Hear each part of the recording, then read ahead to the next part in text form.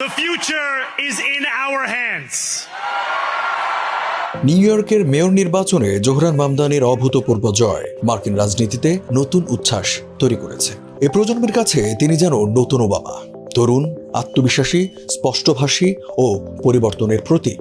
কিন্তু তিনি যত জনপ্রিয় হন, যত সংস্কারী বাস্তবায়ন করুন বা যত ভাইরালি হন না কেন, একটি বিষয় অপরিবর্তনীয়, আর তা হলো মামদানি কোনো অবস্থাতেই যুক্তরাষ্ট্রের প্রেসিডেন্ট হতে পারবেন না।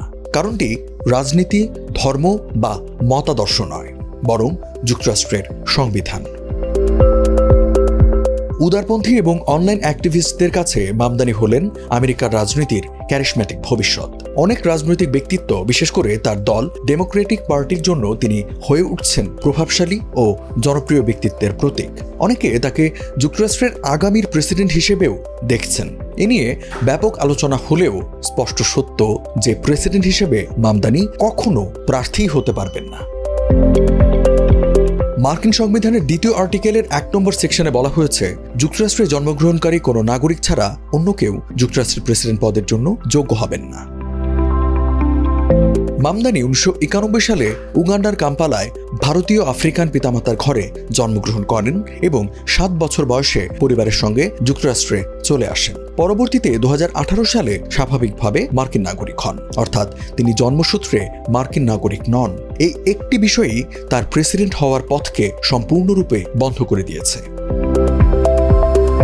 যুক্তরাষ্ট্রের সংবিধান অনুযায়ী আমেরিকান পিতামাতার ঘরে জন্মগ্রহণ করলে ওই ব্যক্তি মার্কিন প্রেসিডেন্ট পদে নির্বাচন করতে পারবেন না। এই নিয়ম বর্তমান আমেরিকার কিছু বিখ্যাত ব্যক্তিত্বকেও একপাশে সরিয়ে দিয়েছে। বিশ্বের অন্যতম শীর্ষ মার্কিন ধনকুবের ইলন মাস্কও যুক্তরাষ্ট্রের প্রেসিডেন্ট হতে পারবেন না এই নিয়মের কারণে। এর আগে আর্নল্ড শোয়েজনেগার ক্যালিফোর্নিয়া শাসন করার পরও নির্বাচনে অংশ নিতে পারেননি। এখন সেই অপ্রত্যাশিত তালিকায় যোগ হয়েছেন মামদানিও। প্রশংসিত, প্রভাবশালী এবং জনপ্রিয়, কিন্তু সাংবিধানিকভাবে ওভাল অফিস থেকে তিনি নিষিদ্ধ।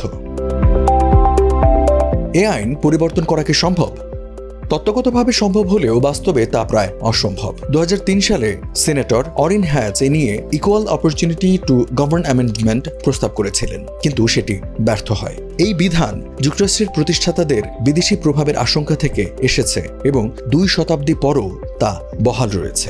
আইন পরিবর্তন করতে হলে কংগ্রেসে ব্যাপক দ্বিদলীয় সমর্থন এবং ৫০টি অঙ্গরাজ্যের ৩/৪ অনুমোদন প্রয়োজন, বাস্তবে যা প্রায় অসম্ভব।